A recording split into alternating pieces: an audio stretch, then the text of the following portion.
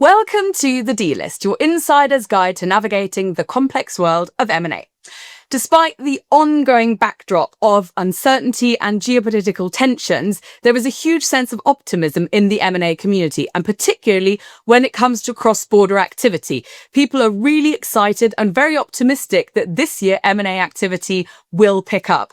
To find out more and where the optimism comes from, but also some of the challenges that deal makers are going to have to navigate, particularly when it comes to cross-border M&A activity, I have been joined by Jannan Crozier, partner and global head of M&A at law firm Baker McKenzie. Jannan, thank you so much for joining me today. Catherine, thank you so much for having me. I'm delighted. It's a topic near and dear to my heart. I have been the head of M&A at Baker McKenzie now for the last 4.5 years. My day-to-day practice is doing cross-border transactions for clients across all industry sectors. And we are very optimistic about what 2026 will have in store for M&A.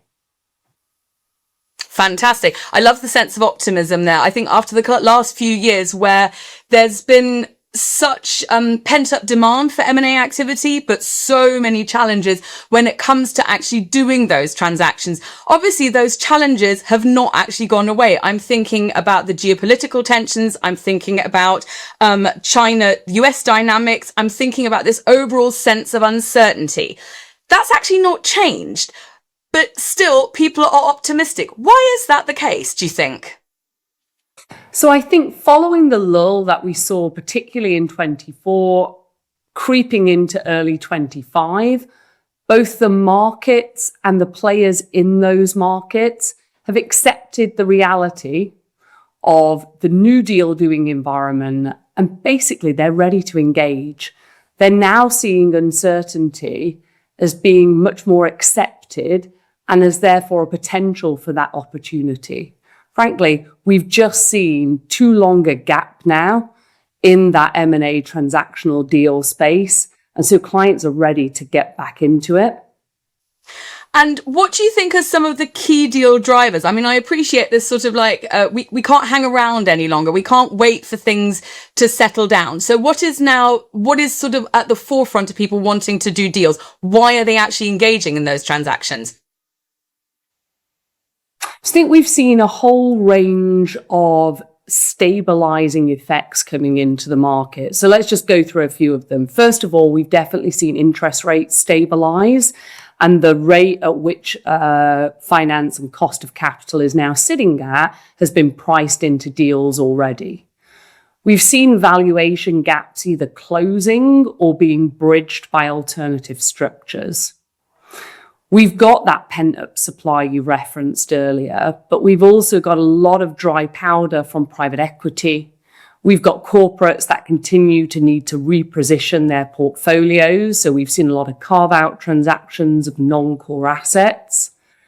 We've got founders who frankly have no succession plans and therefore are looking to divest into the market. We've got geopolitical tensions, but geopolitical tensions are actually now forcing deals rather than stopping deals. We've seen the rise in private capital coming into the market.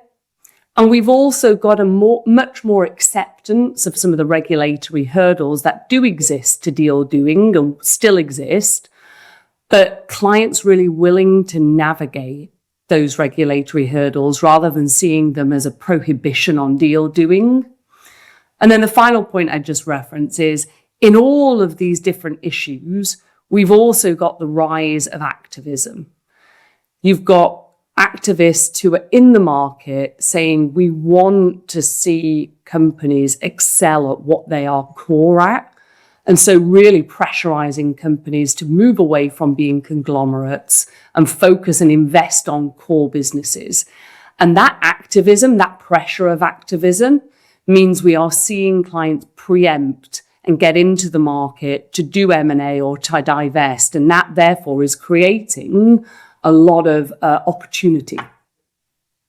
I want to pick up on a couple of things there before we move on to the whole question of the regulatory environment, which I know that particularly for the cross-border transactions is sort of the central theme to what makes them difficult, particularly in this environment. Talk to me a little bit about more about the necessity to do certain deals because of the geopolitical environment. I assume you're talking about things like friendshoring and nearshoring, for example, when it comes to doing those transactions. Can you elaborate a little bit on that for me? Yeah, absolutely. I mean, we've seen in a relatively short period of history a whole range of different geopolitical issues that have arisen. We continue to see tensions arising between different countries. As a consequence, supply chains have been disrupted, market and demand has been disrupted. So what we've seen is clients and companies say, okay, we need to create certainty in our supply chain. We cannot have an over-reliance on an individual market. So as a consequence of that, we're seeing clients invest via M&A in de-risking that supply chain, de-risking their business model. That in of itself creates opportunity for M&A to thrive. We've also seen, we saw it particularly in 24, clients pausing and waiting to see what the impact of geopolitical uncertainty would deliver. But that pause, in effect, has resulted in very limited organic growth. And so clients are now going, okay, we have to grow via M&A in a way that accepts geopolitical tension is here to stay in the short to midterm. So how do we navigate around that? And that's really around investing in countries you see as either allied nations or as being synergistic to your home country's values. And therefore that in of itself is moving capital and investment away from certain geographies, certain regions, and much more closer to home for companies. Okay. Another thing that you spoke about that I thought was really interesting was the narrowing, not quite closing, but narrowing of the valuation gap and some of the tools that are being used to sort of bridge that when you can't get as close as you might want to get. Can you talk through some of the things that you're seeing there at the moment? So I think on the valuation principle, what we've certainly seen is financials taking into account impacts such as tariffs. So that's already been priced in. That's in those valuations. There's an acceptance that tariffs are here to stay and they're not going away. But where you still have valuation gaps, we're seeing companies much more willing to engage in alternative structures. So whether that's joint ventures, whether that's earnouts, I won't get into my own personal views on whether earnouts are a good or a bad thing, but we've certainly seen a rise of them. Do you know what? The amount of times that earnouts have come up in conversations, and every time it comes up, people say, like, I have very strong opinions about it, but I don't want to bore everyone with it. So I think one day we're going to have to dedicate an entire episode just to earnouts and the evidently very strong feelings that they seem to generate in deal makers. I would highly encourage you to involve a litigator in that conversation. But again, we've seen joint ventures being used. We've seen earnouts or holdbacks or other alternative. We've seen founders staying in and rolling into the sort of equity. So that is a way to bridge some of those valuation challenges. And it's been successful. It's been successful in helping find pathways to getting deals done in this current uncertain environment where we've seen big spikes in the markets, and that's helping even this out. Okay. Now, let's spend some time, let's move the conversation along and speak specifically about the regulatory environment. You've said earlier in this recording, but also when we had our pre-call, that it is a hugely challenging environment to be operating in. Talk to me about what regions or what countries are much harder to navigate when it comes to the regulatory environment than others. Okay, so I'm going to start off with the positive message, which is where we were in sort of 23, early 24, was an incredibly difficult particularly merger control regime and landscape. We definitely moved on from there. We've seen, particularly in the merger control space, countries adopting a much more pro-deal mentality, largely driven out of the US, a little bit of Europe, and also the UK, recognizing that having such an intense merger control regime was anti-growth, anti-economic growth. So on the one hand, merger control, I think, has gained more certainty in process. The rules are clearer. Clients are able to more successfully navigate. Where we've certainly seen an increase in a challenging environment is foreign direct investment, so FDI regimes. And that's really because if you look at those regimes and what they initially were designed to do, it was to protect strategic assets, it was to protect defense, it was to really a very limited scope. And what we've actually seen over the last few years is not only have the scope of those regimes expanded into areas that you wouldn't necessarily have anticipated, and that's actually being much more driven by geopolitical tensions, but we've just seen more and more jurisdictions adopt their own FDI regimes. Why is that tricky? Okay, so I think, first of all, we've seen just heightened scrutiny of deals. So as I say, there are a lot more FDI filings you will need to consider on a transaction. We've seen increased complexity in those regimes and almost a duplication of efforts. So there isn't a one size fits all. Each country has its own regime and its own nuance on that regime. There's an unpredictability in the outcome. So again, as lawyers, we like to deal in certainty. We like to be able to really define risk. Some of the FDI regimes and some of the results coming out of those engagements with authorities are much more in the grey. They're much more opaque. And so as a consequence, it's harder to be crystal clear on exactly where the risk will lie. Consequence, we're seeing longer timelines. Deals are just taking longer to get done. And that's not great. In an environment where the world around us is changing so quickly, taking longer to get deals across the line is counterintuitive to sort of business and growth. And then the final thing is, as I mentioned at the outset, we've just seen so many more regimes. So pretty much by the end of 2027, most country where there's sort of a capital program has an FDI regime. That is a lot of work to consider, overlaps in regimes and how you need to look at each individual interpretation of those rules. So that's where the challenge arises. In every challenge, there's opportunity. So what I would say is, in the current environment, there is still a willingness on most of the major capital markets to see deals get done.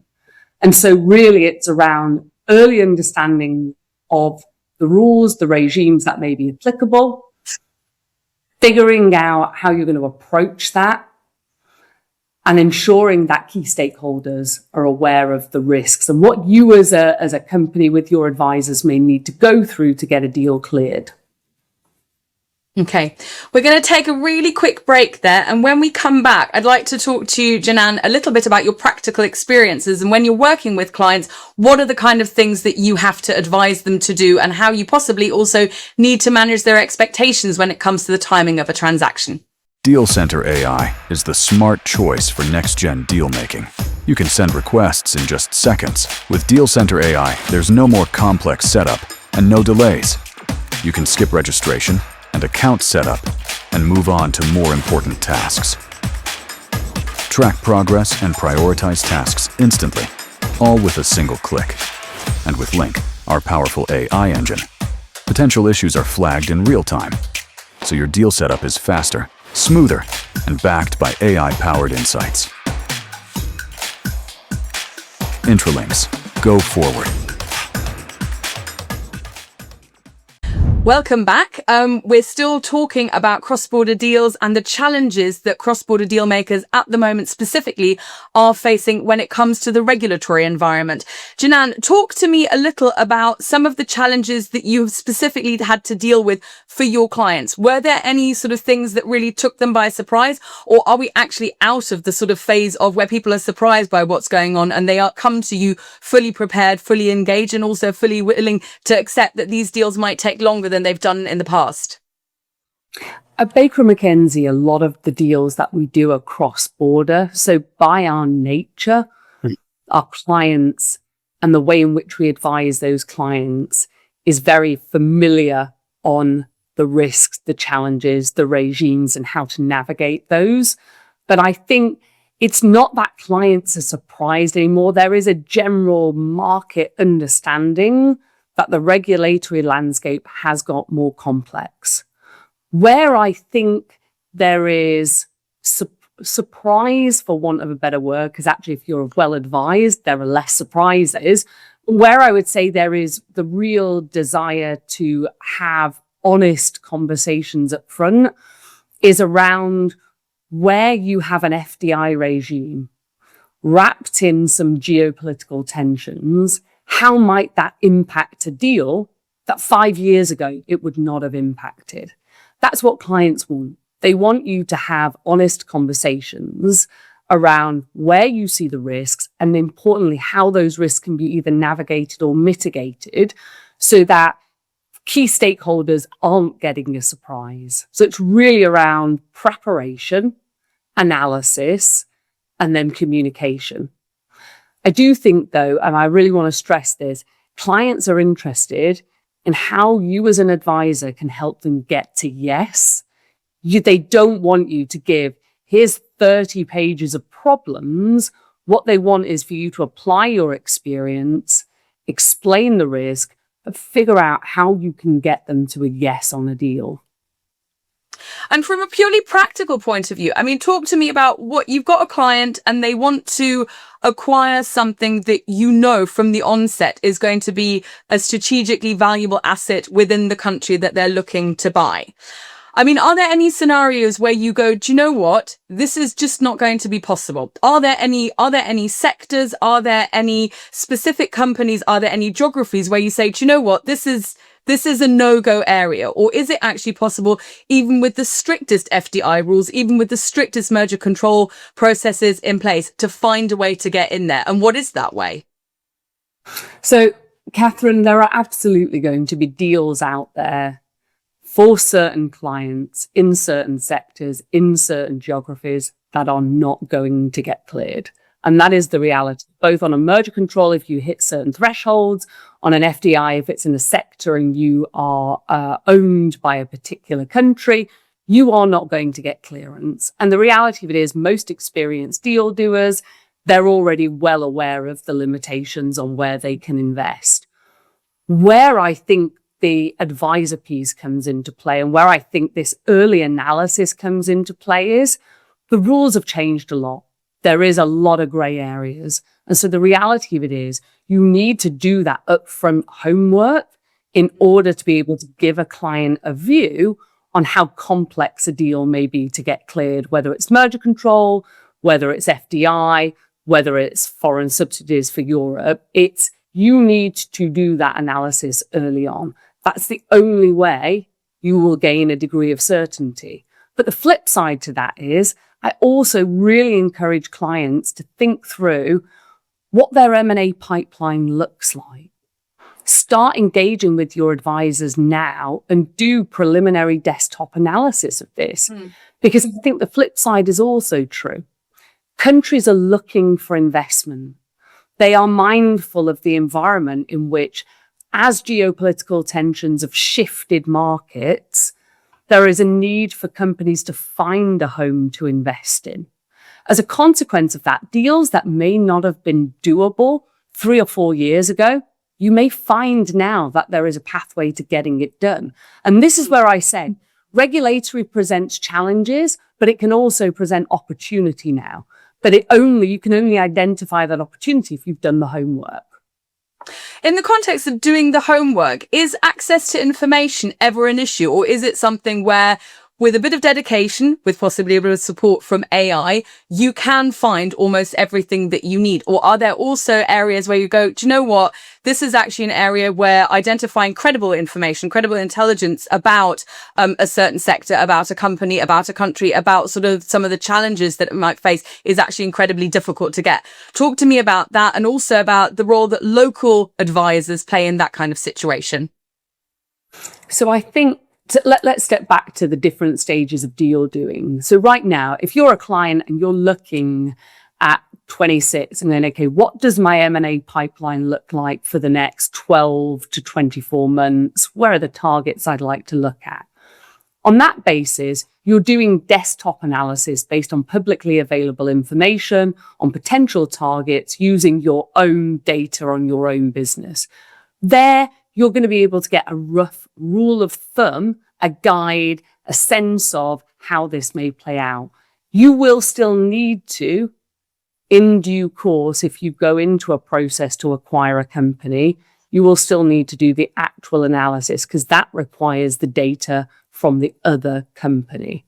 As a consequence of that, this is why we often see very early on now in processes, counsel to counsel engagement, where data is shared on a counsel to counsel basis. So in-depth analysis can be done early on. Because as a seller, you don't want to be entering into a deal with somebody who's not going to get the right clearances. And as a buyer, you don't necessarily want to spend a lot of time on a process if you know you're not getting picked because of your regulatory challenges. So I think there's two types of analysis you can do. You can absolutely now be doing your own market analysis, both on merger control and foreign direct investment, to see where the art of the possible is on potential deals. But that's not going to be a substitute to when you get into a process doing that in-depth early on analysis, because that also will play into how likely you are to be taken on by the seller into the next round of the process. And when you get into the contract negotiations, how that will play out into the contract. Okay. Now, let's move along sort of the deal process, and we've done our research, we've done the approach, we're now in negotiations. Are you finding that your clients are asking for sort of increased protections, increased remedies to make sure that if this all falls apart, they're not left hand holding sort of a massive grenade? Are there things that they are looking for to provide that additional layer of protection, or is it actually something where they are willing to take the risk? So has the risk profile and the risk appetite changed? So I think what will never change is sellers want deal certainty. They are not going to go through an entire process to come to the end and take on unnecessary risk that that deal doesn't close. So if you go back to first principles, to even as a buyer or potential bidder get into a process, there needs to be a level of comfort around your regulatory ability to get clearance. So that's the initial homework, the initial analysis piece of this. Then it's really going to come down to competitiveness of a process, price you're willing to pay. So let's say you may have some regulatory challenges, which means you're likely as a buyer to take longer to get clearance. But if your price is significantly higher, then a seller may be willing to wait longer to close a deal. Whereas if an asset is very competitive and your price is on par with others that don't have the same regulatory challenges, then a buyer is more obviously going to go to the more deal certain, the quicker potential buyer.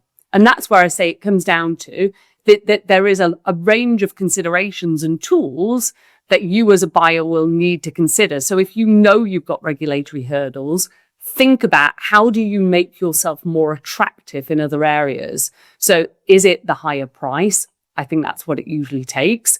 But is it also lighter markup on other areas of the contract?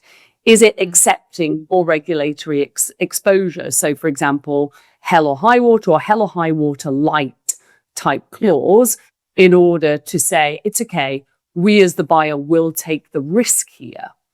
And so what I would say in terms of the contract from what we're seeing play out here is sellers are still of and will continue to be of the mindset, we want to take absolutely minimum regulatory risk. So buyer, tell me how we're going to get comfortable if you see an issue here.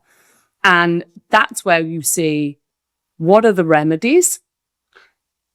Are they behavioral? Are they structural? How much is a buyer prepared to take by way of remedies? What's the economic impact on that? What's the break at which this deal becomes undoable for that buyer? What's the cost implication of the deal falling apart? So is there a break fee? If the deal takes longer, is there going to be a ratcheting up of the price or the economics so that if regulatory clearance takes longer, the buyer pays more? It's all of those things that we definitely see play out in the contract. And obviously the seller wants all the standard rights of knowing what's going on in the process, being part of those discussions.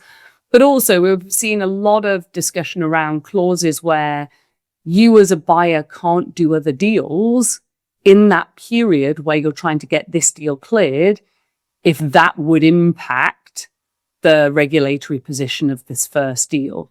And so, but that is very much negotiated between seller and buyer based on what's the risk appetite on a given deal and how much is the buyer prepared to pay for the asset.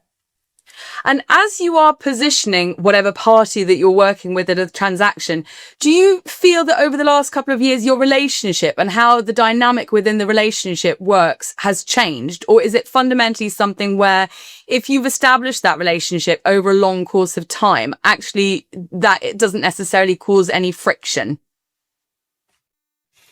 So I think as with all good deals and good deal doing, you have to have gained the trust of your client. Yeah. And in order to gain trust, you need to understand the key drivers within the client for doing the deal, understand the client's business, and understand the different tensions that individuals within that client are exposed to. You as a lawyer should never be putting a deal and your own view of a deal and your own ego in the room. It's all about how do I best help the client get to the outcome that they want? And the only way to do that is spend time with the client and really understand the key drivers for that deal. So where you have that established relationship of trust, the best deals are done where advisors and client can be honest with each other around risk appetite, around how that needs to be messaged internally, and then how that needs to play out in the contract. Because all clients will have areas where they go, this is just not doable for our organization. And if you don't understand that, it's hard to know which levers to pull around that negotiation table. Okay. Thank you very much. Jannan, you've given us such wonderful insight into the challenges, but also, as you've said a number of times, the opportunities that we can see for deal makers in this rather tricky environment. Now, to wrap up, I'd like to get a little bit personal and ask you, is there sort of any favorite story that you have from doing deals? And is there any piece of advice that you go to over and over again when it comes to working with your clients on cross-border transactions? I would say, given the conversation we've had, particularly around regulatory scrutiny, a deal that certainly stands out to me, both in terms of complexity, but also in pure ambition on the part of a client to get a deal done, was a few years ago. We had the privilege of acting for our client Seeker, who were acquiring a chemicals business from Lone Star Private Equity. The business was called NBCC. This was a deal which, frankly, was signed up right at that tipping point in the market of regulatory scrutiny going through the roof. And as a consequence, when that deal was filed, 6 of the world's major regulators raised some pretty interesting issues with it. As a consequence, the client had a choice. Do we walk away from this deal, or do we embrace the complexity? Because the reward of doing the deal is significant for our company. And that's what they did. And they chose to go down that complex route. And through a period of time, we engaged with those 6 major regulators. We did a carve out of a business we did not yet own across 70 countries. And we managed to find a remedy buyer and close every aspect across all markets in one single day. Wow. And that, for me, stands out. It was a fantastic deal to be a part of, but for me, it stands out because it really shows you that where you accept complexity and the reality but you have unwavering ambition, it creates the best deals. And for me, I think that's the attitude and the mentality that needs to be brought into 2026 to really gain some of the ground that we lost in 24 and early 25. Fantastic. Thank you so much. Tell me, last piece of advice to any of your clients. What's the one thing that you always say when you work on a cross-border transaction? For all of our clients, it's really around choose advisors and engage in deals where you want to try to get to yes. If everyone is working in that mindset, but is well aware of your limitations as a business, you will figure out a way to get to yes, or you will figure out why it's not the right thing to do a deal. I like this notion of finding out a way to get you to yes. Fantastic. Thank you so much, Jen. I've learned so much today talking to you about cross-border transactions, and I hope all our listeners really enjoyed hearing your comments as well. Thank you for your time. Great to speak to the audience. Great. Now, if you've enjoyed this episode of The Dealist, please like, follow, subscribe, and comment. We'd really, really love to hear from you. Also, if you feel you have an interesting story to tell us about M&A activity, or if there is a topic that you'd like us to explore on The Dealist, please feel free to get in touch on the following email. It's the Dealist, the with a capital T, Dealist with a capital D, at SS&C.com. And we're going to stick that email address in the show notes as well. So feel free to get in touch with us and join us again for the next episode of The Dealist.